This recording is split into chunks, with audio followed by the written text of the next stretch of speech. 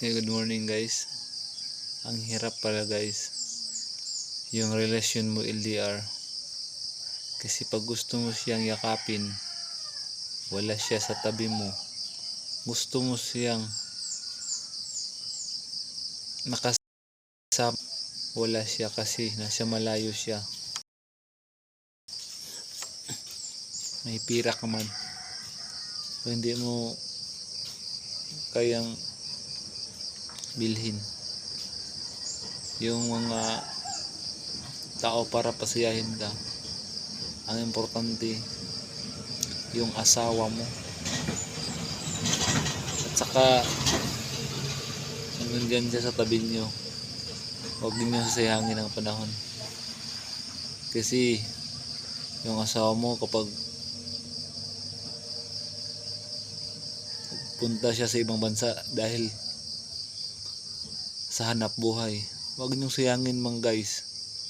Kasi mahirap doon ka sa Riyadh, kapag yung amo mo masungit at saka stricto, yung asawa mo kawawa. Dapat kayo tibahin yung mga loob niyo, mga katulad ko, ang asawa OFW. Kasi mahirap eh. Ako 1 taon na ngayong February, hindi ko makasama yung asawa ko. Wala man kami, kulang mag-isa sa aming bahay. Pero balang araw, yung pinagharapan niya sa Riyadh, naka ikabubuti naming dalawa. Kasi ako dito, kahit nandito ako sa Pilipinas, hindi ko sayangin ang panahon. Dapat yung padala ng asawa mo, maghanap ka ng mapagkikitaan mo. Kasi yung pera madali lang igastos. Pero kapag maghanap ka ng diskarte mo, yung pera niya palakihin mo, 100% yung asawa mo hindi na babalik yan. Kasi mahirap eh. Gusto mo siya makasama, gusto mo siyang mayakap, wala siya dito sa tabi mo.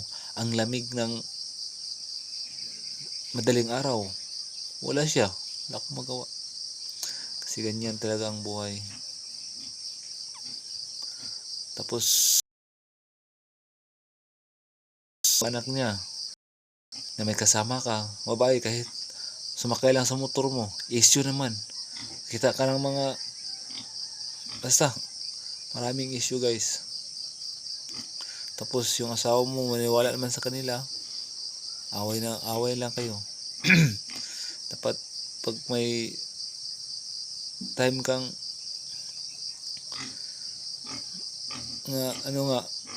yung may time ka sa mga babae, iwasan mo. Wag mo silang entertainin kasi maraming issue. Mahirap talaga. Hindi ko masabi mahirap. Yun lang.